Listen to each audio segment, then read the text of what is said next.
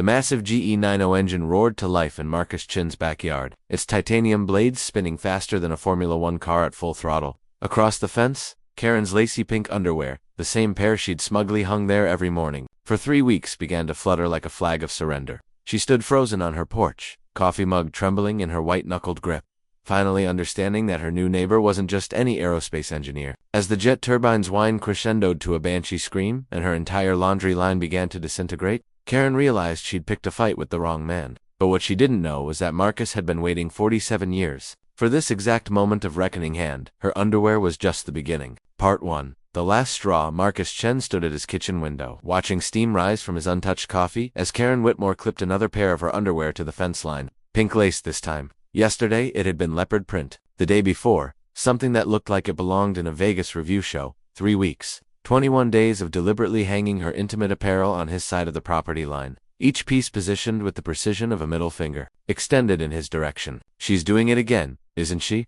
Sarah's voice carried from the hallway where she was getting ready for her shift at the hospital. Marcus didn't answer. He was calculating wind speed, trajectory angles, and the precise thrust-to-weight ratio needed for what he was beginning to consider. The GE90 test engine in his garage, a relic from his Boeing days that he'd legally acquired when the company upgraded their testing facility, hummed quietly in standby mode. Marcus. Sarah appeared beside him, her scrubs wrinkled from a 12-hour shift that had ended just 4 hours ago. You're not actually thinking about. She hung them on our fence again. His voice was flat, controlled. 27 years of marriage had taught Sarah to recognize that tone. It meant her husband was doing math in his head, the kind of calculations that had once helped him design engines capable of lifting 400-ton aircraft into the sky. It's just underwear, honey. It's not about the underwear. Marcus set his mug down with deliberate care. It's about respect. Property lines, the social contract that keeps civilization from descending into chaos. Sarah touched his shoulder. You sound like you're planning to invade a small country. I'm an aerospace engineer, not a dictator. He turned from the window, and Sarah caught a glimpse of something in his dark eyes that made her stomach tighten. But I am tired of being pushed around by someone who thinks suburban HOA politics give her the right to treat my property like her personal clothesline. Outside, Karen was taking her time with the clipping, making sure each piece was perfectly positioned. She wore designer yoga pants and a smug expression that had become as regular as sunrise over the past month since she'd moved in next door. The trouble had started innocuously enough.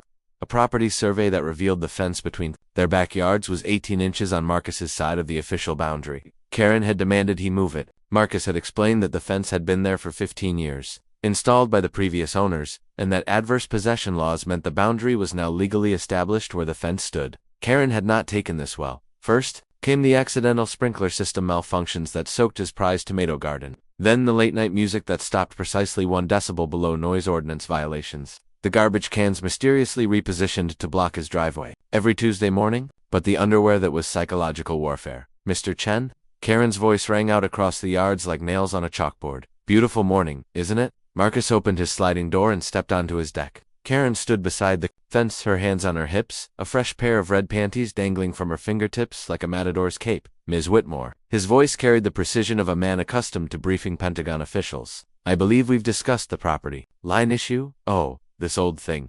She gestured at the fence with theatrical innocence. I'm just using it to dry some delicates. Surely you don't mind a neighbor being resourceful. I mind when that resourcefulness involves using my property without permission. Karen's smile sharpened. Your property. I think there might be some dispute about that. She clipped the red underwear to the fence with exaggerated care. Besides, it's just a little fabric. Hardly worth getting worked up over. Marcus felt his jaw clench. 27 years of marriage. 15 years in aerospace. Engineering. 3 deployments with the Air Force before that. He'd faced down congressional oversight committees, survived budget hearings that would have broken lesser men, and designed systems that protected lives at 30,000 feet. He would not be intimidated by a recently divorced real estate agent with a persecution complex. Ms. Whitmore, he said carefully, I'm going to ask you one more time to remove your laundry from my fence. Or what? The challenge in her voice was unmistakable. You'll call the HOA, file a complaint with the city. Sue me. She laughed, a sound like breaking glass. Go ahead. I've got nothing but time and a very good lawyer. Marcus nodded slowly. I see. Good. I'm glad we understand each other. Karen turned to walk back to her house, then paused. Oh, and Marcus, I'm having a few friends over for brunch tomorrow. I hope you don't mind if we get a little loud. It's such a beautiful backyard for entertaining. She disappeared through her sliding door, leaving Marcus alone with the gentle flutter of intimate apparel and the growing certainty that diplomacy had failed. Sarah appeared at his elbow. She's really something. Yes, Marcus agreed. She is You're not seriously considering the GE90 is rated for static thrust testing up to 43,000 pounds? Marcus's voice had taken on the distant quality it got when he was working through complex engineering problems. The legal noise ordinance allows for construction activity between 7 a.m. and 6 p.m., with decibel levels up to 85, sustained, or 95 intermittent. Marcus' standard clothesline has a tensile strength of approximately 200 pounds per square inch. Cotton polyester blend fabric tears at roughly 40 pounds per square inch when subjected to sustained wind shear. Marcus, you can't what? He turned to face his wife, and she saw something in his expression that made her take a step back. Can't defend my property. Can't respond when someone deliberately provokes me after I've attempted every reasonable avenue of resolution. You can't fire up a jet engine in your backyard just because your neighbor is hanging underwear on your fence. Marcus was quiet for a long moment. Then he smiled, and Sarah realized with growing horror that it was the same smile he'd worn the day he'd presented his cost-saving redesign to the Boeing board of directors, the one that had saved the company $40 million and earned him a corner office.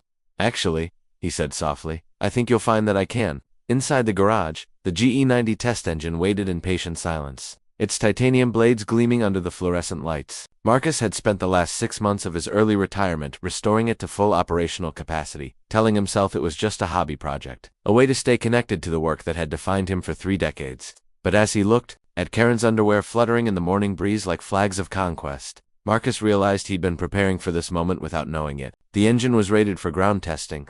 He had all the proper permits filed months ago when he'd first brought the unit home. The safety protocols were embedded in his DNA after 30 years of working with equipment that could turn a man into mist if not properly respected. And Karen Whitmore had just declared war on the wrong aerospace engineer. Marcus walked to the garage and placed his hand on the engine's housing. The metal was cool under his palm, but he could feel the potential energy thrumming beneath the surface like a sleeping dragon. Tomorrow, he murmured, 7 a.m. sharp. Behind him, Sarah stood in the doorway, her face pale with the dawning realization that her husband, the quiet, methodical man who color-coded his tool chest and filed their taxes 3 months early, was about to turn their suburban neighborhood into a testing ground for forces that belonged at 30,000 feet. Marcus, she whispered, what have you done? But Marcus was already reaching for the startup checklist, his fingers moving with the muscle memory of a man who had spent half his life coaxing controlled explosions from titanium and steel. Karen Whitmore had no idea what was coming, but tomorrow morning, when the sun rose over Maple Street and she stepped outside to hang her daily declaration of territorial dominance, she would learn that some wars are won not with lawyers or 8 complaints, but with 43,000 pounds of thrust and the righteous fury of an engineer pushed beyond his breaking point. The last pair of underwear to grace Marcus Chen's fence was about to become the first casualty in a conflict that would redefine the very concept of neighborly disputes. And somewhere deep in the GE90's titanium heart, combustion chambers that had once powered aircraft across oceans prepared to teach one suburban Karen the fundamental laws of physics, property rights, and what happens when you mistake a man's patience for weakness. The alarm clock read 6:47 a.m. when Marcus rolled out of bed, his internal chronometer as precise as the instruments he'd once calibrated. Sarah hadn't slept. He could tell by the way she lay perfectly still, her breathing too controlled to be natural. You don't have to do this, she whispered into the darkness. Marcus pulled on his work clothes with methodical precision. Steel-toed boots, Nomex coveralls, safety glasses rated for debris impact at 300 feet per second. Yes, he said quietly, I do. Through their bedroom window, he could see Karen's house still dark, her car in the driveway beside a small mountain of Amazon boxes she'd been too lazy to break down for recycling. In 6 hours, she'd be stepping onto her back porch with coffee, and whatever piece of intimate apparel she'd selected for today's territorial display. She had no idea she was about to become part of aviation history. In the garage, Marcus ran through his pre-flight checklist with the precision of a man who understood that jet engines didn't forgive carelessness. Fuel levels, optimal. Oil pressure, nominal. Safety barriers, positioned to redirect exhaust away from the house and toward the fence line where Karen's underwear collection fluttered in the morning breeze like prayer flags to the god of petty neighborhood disputes. The GE90 sat in its test cradle like a sleeping giant, 19 feet of titanium and engineering perfection that had once powered Boeing 777s across continents. Marcus had spent 3 months and $40,000 of his retirement fund acquiring it through proper channels when Boeing upgraded their Denver testing facility. Another 6 months restoring it to operational condition. His neighbors had assumed it was an elaborate garden sculpture. They were about to learn otherwise. Control tower to ground operations, Marcus muttered, activating the engine monitoring systems. Green lights across the board. We are go for engine start. At exactly 7 a.m., Karen Whitmore's sliding door opened, with the precision of atomic clockwork. She stepped onto her porch, wearing a silk robe that probably cost more than Marcus's monthly retirement check. Carrying a steaming mug of what he knew from previous observation was fair trade Ethiopian coffee, single origin, with oat milk foam, art. In her free hand, she carried today's selection, a black thong with more lace than a Victorian wedding dress. Marcus's finger hovered over the ignition switch. Karen approached the fence with the leisurely confidence of someone who believed herself untouchable. She'd probably already composed her complaint to the HOA in her head, complete with phrases like hostile work environment and targeted harassment that would play well with the suburban mediators, who settled these disputes over cucumber sandwiches and parliamentary procedure. She clipped the thong to the fence with theatrical precision, making sure it hung precisely in the center of Marcus's property line. Then she stepped back to admire her handiwork, coffee mug raised in a mock toast, toward his kitchen window. "Good morning, Marcus," she called out, her voice carrying the synthetic sweetness of artificial vanilla. "Lovely day for some fresh air, don't you think?" Marcus activated the engine management system. The GE90 startup sequence began with a whisper of barely audible whine as the auxiliary power unit came online. Karen didn't notice. She was too busy adjusting her thong's positioning for maximum psychological impact. The fuel pumps engaged with a low hum. Still nothing that would penetrate Karen's bubble of suburban superiority. She took a sip of her coffee and checked her phone, probably scrolling through her real estate listings or planning her next Amazon impulse purchase. Then, the ignition sequence initiated. The first flame lit deep in the engine's core with a sound like God clearing his throat. Karen's head snapped up, her coffee mug pausing halfway to her lips. The sound was wrong, too powerful, too mechanical for a suburban morning soundtrack of lawn sprinklers and garbage trucks.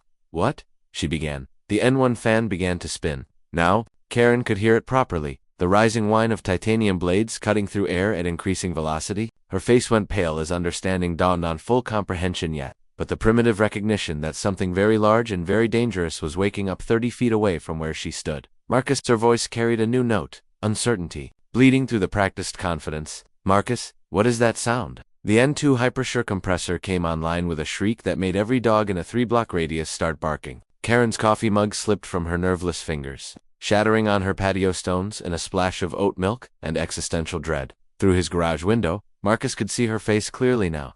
The smug superiority was gone, replaced by the wide-eyed terror of someone who had just realized they'd been poking a sleeping dragon with a stick. "Marcus," she screamed over the building roar. "What the hell is that?" The engine reached idle power, roughly 8,000 pounds of thrust, enough to move a commercial airliner away from the gate. Karen's black thong began to flutter violently against the fence, the lace pattern blurring into a dark smudge as wind speeds reached hurricane force. But Marcus wasn't done. He pushed the throttle forward. The GE90 responded like a caged beast. Finally released from captivity, the whine became a roar, then a scream, then something beyond human auditory comprehension, a sound that belonged at cruising altitude, not in a residential neighborhood where the biggest mechanical noise was, usually leaf blowers and lawn mowers. Karen's underwear didn't just flutter now, it strained against its clips like a flag in a tornado, the fabric stretching to its molecular limits before the inevitable happened. The first clip gave way with a metallic ping that was completely inaudible over the engine noise.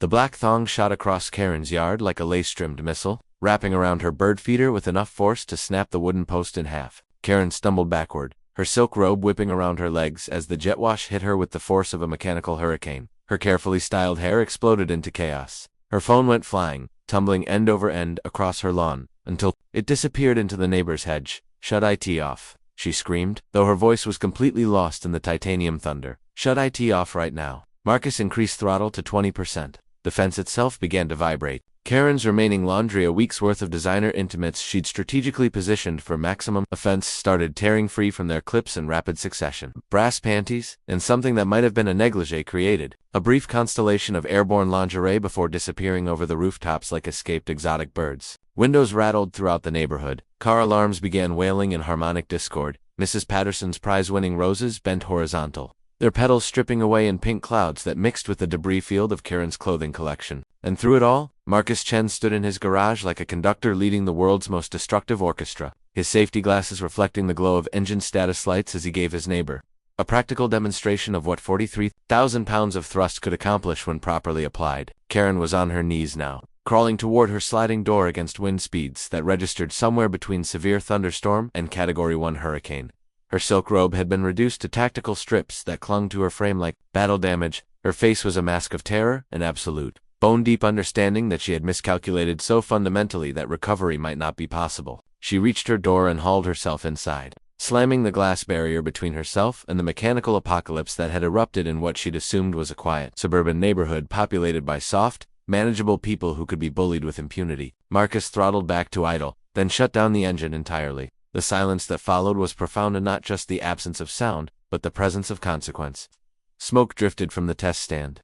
The air smelled of jet fuel and burned polyester. Karen's fence line looked like a textile bomb had detonated, leaving only clips and fragments to mark where her daily provocations had once hung. Through her sliding door, Marcus could see Karen pressed against the glass, her eyes wide with the 1,000-yard stare of someone who had just discovered that actions have reactions, and some reactions involve industrial-grade aviation equipment, operated by men with security clearances and detailed knowledge of thrust-to-weight ratios. Marcus removed his safety glasses and walked to his kitchen window. Karen was still pressed against her door, trembling like a leaf in a windstorm that had finally passed. When their eyes met through the glass, he raised his coffee mug in a friendly salute. "Lovely day for some fresh air," he called out, his voice carrying clearly in the sudden stillness. "Don't you think?" Karen's mouth opened and closed soundlessly, like a fish pulled from deep water into an atmosphere it had no evolutionary preparation for. And as Marcus sipped his coffee and surveyed the debris field that had once been his neighbor's laundry collection, he realized that sometimes the most effective communication isn't verbal at all. Sometimes it's 43,000 pounds of thrust applied with surgical precision at exactly the right moment to teach someone the fundamental difference between confidence and consequences. The war wasn't over. He could see Karen already reaching for what looked else. The first police cruiser arrived 18 minutes after Marcus shut down the engine. Fast response time for a suburban domestic dispute, though Officer Janet Rodriguez had never received a 911 call quite like Karen's. "Ma'am, could you repeat that?" Rodriguez had asked, pen poised over her incident report pad. My neighbor Karen had sobbed into the phone. He has a jet engine in his garage, and he used it to terrorize me." "A jet engine?" "Yes, a real one. It destroyed my property," and Annie was smiling. Rodriguez had exchanged glances with her partner. Domestic disputes in the Willowbrook subdivision usually involve noise complaints or fence line disagreements, not allegations of aircraft-grade weaponry. But as they turned onto Maple Street, the evidence was undeniable. Karen's backyard looked like a textile factory had exploded. Fragments of lace and satin hung from power lines like prayer flags. Her bird feeder lay in pieces, wrapped in what appeared to be designer lingerie. The air still carried the acrid smell of jet exhaust and burned synthetic fabric. Marcus answered his front door before they could knock, still wearing his Nomex coveralls and steel-toed boots. His safety glasses hung around his neck like a badge of office. "Officers," he said calmly, "I assume this is about the engine test." Rodriguez blinked. "Engine test. Static thrust verification on a General Electric GE 90115B turbofan engine. Serial number 906684. I have all the appropriate permits." Marcus produced a manila folder thick with documentation. Federal Aviation Administration Form 8132-3 Airworthiness Approval Tag. Department of Commerce Stulius Technology Export License City Noise Ordinance Permit for Construction Activities. Between 7 a.m. and 6 p.m., an EPA Environmental Impact Assessment. Officer Martinez, Rodriguez's partner, flipped through the paperwork with growing bewilderment. "This all looks legitimate, because it is." Marcus's voice carried the patient tone of someone explaining basic concepts to children. "I'm a retired aerospace engineer. That engine was legally acquired through Boeing's Surplus Equipment Program. All testing protocols follow FAA Advisory Circular 332C guidelines for ground-based turbine evaluation." "But sir," Rodriguez interjected, "your neighbor claims you used it to destroy her property." "I conducted a scheduled engine test in accordance with all applicable regulations. If Ms. Whitmore's personal items were damaged due to their unauthorized placement on my property during said test, that's unfortunate but not actionable."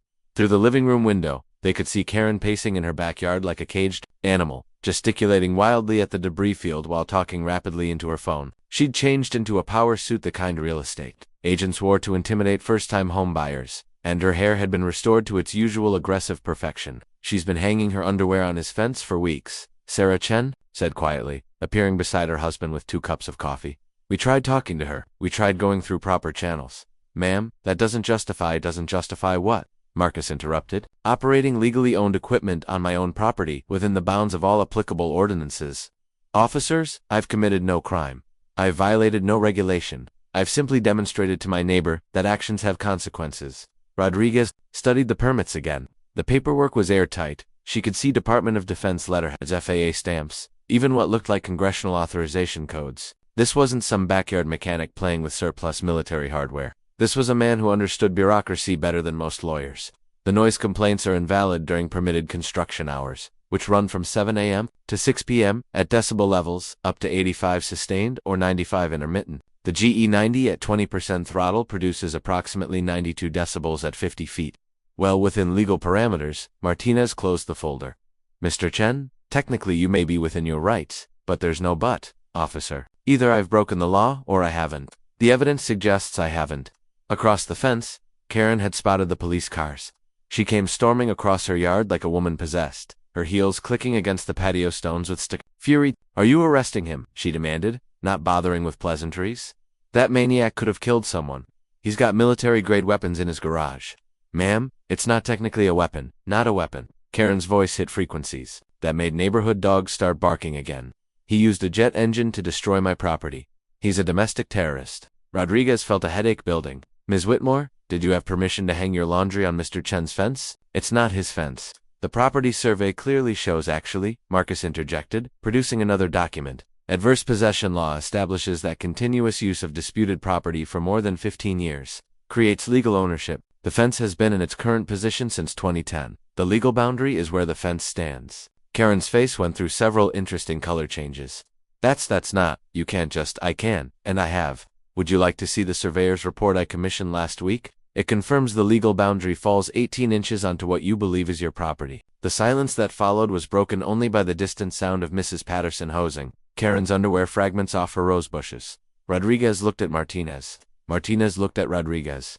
Both officers had the expression of people who'd signed up to fight crime and found themselves mediating a dispute between someone who'd weaponized bureaucracy and someone who'd apparently never read the fine print on anything in her life. Ms. Whitmore, Rodriguez said carefully, were you aware that hanging personal items on someone else's property without permission constitutes trespassing? Trespassing. Karen's voice cracked like a whip. He assaulted me with aviation equipment. He conducted a legal engine test on his own property. You were trespassing on his property at the time. This is insane. You're taking his side. We're not taking anyone's side, Martinez said wearily. We're just trying to determine if any laws were broken. Marcus cleared his throat. Officers, if I may suggest a solution? Ms. Whitmore clearly feels unsafe living next to someone who owns and operates high-performance machinery. Perhaps she should consider relocating to a neighborhood with more restrictive covenants. I believe the Sunset Manor retirement community has very strict rules about mechanical equipment. Karen's eyes went wide. Are you trying to force me out of my home? I'm simply noting that some people aren't suited for neighborhoods where residents exercise their full legal rights. It's not a character judgment, merely an observation about compatibility. You smug son of a Ms. Whitmore, Rodriguez interrupted quickly. I'm going to suggest we all take a step back here. But Karen was beyond reason now. The morning's humiliation, combined with the dawning realization that she'd picked a fight with someone who operated on a completely different level of preparation and competence, had pushed her past her breaking point. Fine, she snarled, pulling out her phone. Fine. You want to play games? I'm calling Channel 7 News. Let's see how you feel when the whole city knows you're threatening your neighbors with military weapons. Marcus raised an eyebrow. Channel 7. Excellent choice. Their aviation correspondent is Jim Morrison. We worked together on a story about commercial engine safety protocols last year. I'm sure he'll be very interested in a homeowner who's successfully restored a GE92 operational condition using proper FAA procedures. Karen's phone paused halfway to her ear. In fact, Marcus continued thoughtfully, this could be quite the human interest story. Retired Boeing engineer demonstrates proper conflict resolution through applied aerospace technology. I bet it goes viral. Viral, Sarah echoed, a note of concern creeping into her voice. Oh yes, there's a whole community of aviation enthusiasts who would love to see a properly executed static thrust test. YouTube alone has millions of viewers for this sort of content. Marcus smiled, and Rodriguez noticed it was the same expression a chess master wore when announcing checkmate. Ms. Whitmore, you may have just given me the best publicity opportunity I've had since retirement. Karen's face went completely white. She'd wanted to embarrass Marcus, to turn him into a pariah, to make him the neighborhood villain. Instead, she was about to turn him into an internet celebrity, the cool engineer who'd found the perfect legal way to deal with a problem neighbor. You can't, she whispered. Actually, I can, and thanks to your suggestion, I will. Marcus pulled out his own phone. Jim, it's Marcus Chen. Yes, the Boeing Marcus. Listen, I've got a story you're going to love. As Marcus began describing the morning's events to what was clearly a very interested reporter, Karen realized she'd made a tactical error of catastrophic proportions. She'd escalated a private dispute into a public spectacle, and the public was going to side with the competent engineer over the entitled neighbor who'd started the whole thing by hanging her underwear on someone else's fence. Rodriguez and Martinez exchanged another look. This was rapidly becoming the kind of call that would be talked about in the precinct break room for years to come. "Ma'am," Rodriguez said gently, "I'm going to suggest you might want to consider Mr. Chen's earlier advice about finding a more..." Channel 7's news van arrived with the precision of a military operation, followed by what appeared to be half the aviation enthusiast community of Greater Denver. Word had spread through social media with the velocity of a controlled explosion. Boeing engineer, backyard jet engine, perfect legal revenge against problem neighbor. Marcus had changed into his best button-down shirt and slacks, trading his coveralls for the kind of understated competence that played well on camera. Sarah stood beside him, having decided that if her husband was about to become an internet sensation, she might as well look good doing it. Karen watched from her living room window as Jim Morrison and his camera crew set up in Marcus's driveway, interviewing neighbors who were suddenly very eager to talk about the months of escalating harassment they'd witnessed. "Oh, she was terrible," Mrs. Patterson told the camera, her arms crossed with righteous indignation, hanging her unmentionables right there where children could see them, being deliberately provocative. Marcus tried everything proper before he finally had to take action. "And the engine test itself," Morrison prompted. "Beautiful thing to watch. Really, very professional. You could tell he knew exactly what he was doing." Mrs. Patterson smiled with the satisfaction of someone who'd witnessed justice served with aerospace precision. That underwear of hers went flying like confetti at a victory parade. Karen's phone had been ringing nonstop. Her real estate agency wanted to know why their name was trending on Twitter alongside hashtags like #JetEngineJustice and #KarenVsAerospace. Her lawyer had called 3 times, each conversation shorter than the last as he realized his client had somehow managed to lose a legal fight she'd started by trespassing on someone else's property. But the final straw came when her mother called from Phoenix. Karen Elizabeth Whitmore, came the familiar voice of maternal disappointment. "What in God's name did you do to that poor man?" "Mom, I'm watching you on the news right now, honey." Channel 12 picked up the story. "You look like a crazy person standing in that backyard screaming at a man who's clearly smarter than you are." Through her window, Karen could see Marcus demonstrating the engine's safety features to more camera crew. He moved with the easy confidence of someone explaining concepts he'd mastered decades ago, gesturing to thrust redirectors and emergency shutdown systems with the casual expertise that had once briefed Pentagon officials on national defense contracts. "This is all about property rights," he was saying, his voice carrying clearly through the afternoon air. Ms. Whitmore repeatedly violated clearly established boundaries despite multiple attempts at diplomatic resolution. "Sometimes, you have to demonstrate consequences in a language people understand. And that language," Morrison said with barely contained amusement, "involved 43,000 pounds of thrust. The GE90 is rated for significantly higher performance than what I use today." This was merely a gentle reminder about the importance of respecting other people's property. The crowd that had gathered laughed appreciatively. Someone in the back shouted, "Can you fire it up again?" Marcus smiled. "I'm afraid the demonstration is complete, but I encourage everyone to visit the National Air and Space Museum if they'd like to see this type of equipment in its natural environment." Karen's doorbell rang. She opened it to find a young woman with a tablet and a smile that didn't reach her eyes. "Ms. Whitmore, I'm Jessica Chen from the Denver Post. No relation to your neighbor. Despite the name, I was hoping to get your side of the story." "My side." Karen's voice came out as a croak. "Well, Mr. Chen has been very forthcoming about the property dispute and his response. The underwear hanging, the escalating harassment, his attempts at diplomatic resolution before resorting to the engine demonstration. But we'd love to hear your perspective on why you felt it was appropriate to repeatedly trespass on his property." "I wasn't trespassing. The fence is legally on his property according to adverse possession law." "Yes. He showed us the surveyor's report. Very thorough documentation." Jessica's pen was poised over her tablet. "So knowing that, why did you continue to hang your personal items on his fence?" Karen stared at the reporter, finally understanding the trap she'd walked into. Every question was designed to make her look worse. Every answer would be another shovel of dirt on her own grave. I need to go." She closed the door and leaned against it, listening to the sounds of celebration from next door. Someone had brought a portable grill. Another neighbor had contributed folding chairs. What had started as a news interview was turning into an impromptu block party celebrating Marcus's victory. Her phone buzzed with a text from her real estate agent. "We need to talk. Your listing inquiry count has dropped to 0. People are Googling your address." Then another from her HOA president. "Emergency board meeting tonight. Your actions reflect poorly on the community." And finally, from her divorce lawyer, "Saw the news. This isn't going to help with the custody arrangement. Brad's attorney is already calling." Karen sank onto her couch as the full scope of her miscalculation became clear. She'd wanted to force Marcus out of the neighborhood, to make him look like the unreasonable aggressor. Instead, she'd turned him into a folk hero while painting herself as the entitled neighbor from hell. Outside, she could hear Marcus explaining the technical specifications of the GE92, an increasingly fascinated crowd The fan diameter is 128 inches with 22 titanium blades.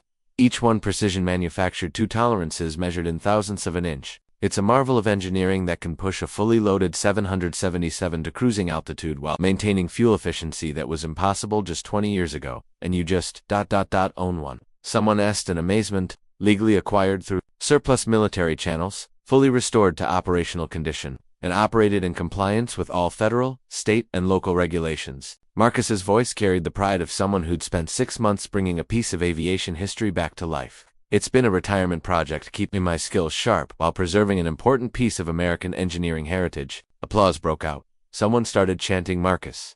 Marcus. Like he'd just scored the winning touchdown at the Super Bowl. Karen's laptop chimed with an email notification. The subject line made her stomach drop. Property listing withdrawal of interest. Then another, Maple Street home buyer concerns. And another, market analysis update, stigmatized property. Her real estate career was built on reputation and referrals. In the age of viral videos and internet infamy, being known as the woman who started a war with a jet engine-owning aerospace engineer was not the kind of publicity that generated sales. She opened her laptop and started typing frantically, searching for damage control strategies, crisis management firms, anything that might help her recover from what was rapidly becoming a career-ending public relations disaster. But every search result led back to the same conclusion. She'd picked a fight with the wrong person and lost it so spectacularly that the internet would remember it forever. Outside, the impromptu celebration was reaching festival proportions. Someone had brought speakers. Kids were drawing jet engines with sidewalk chalk. Marcus was signing autographs and posing for selfies with aviation enthusiasts who'd driven from as far as Colorado Springs to meet the man who'd turned suburban diplomacy into performance art. Ladies and gentlemen, Jim Morrison announced to his camera, this is what happens when an unstoppable force meets an immovable object. And the immovable object turns out to be a retired aerospace engineer with both the technical expertise and legal documentation to demonstrate the fundamental principles of Newton's third law, using equipment designed to lift 400 tons of aircraft into the sky. The crowd cheered. Someone popped a bottle of champagne. Mrs. Patterson was selling homemade cookies to fund a neighborhood watch program that would probably never be needed again. What criminal would be stupid enough to mess with people who had Marcus Chen as a neighbor? Karen's phone rang one final time. The caller ID made her heart sink. Mom. Karen, came the disappointed voice. Your father and I have been talking. We think you should come stay with us for a while. Let this whole thing blow over. Mom, I can't just, honey. You picked a fight with a man who owns a jet engine and knows how to use it legally. You're on the national news, looking like a crazy person. Your neighbors are throwing a party to celebrate your humiliation. It's time to cut your losses and make a strategic retreat. Through her window, Karen could see Marcus shaking hands with what appeared to be a reporter from Aviation Week magazine. Sarah was serving coffee to the crowd from their good china, playing the gracious hostess to the media circus that had spontaneously erupted in their driveway. Besides, her mother continued, your father's been following this story online. He's actually quite impressed with your neighbor's engineering background. Says anyone who can restore a GE-92 operational condition has skills that deserve respect. Dad is taking his side too. Everyone is taking his side. Honey, that's what happens when you start a fight with someone who's better prepared, better educated, and better at playing by the rules than you are. Karen closed her eyes. How long do you think this will last? Oh, sweet.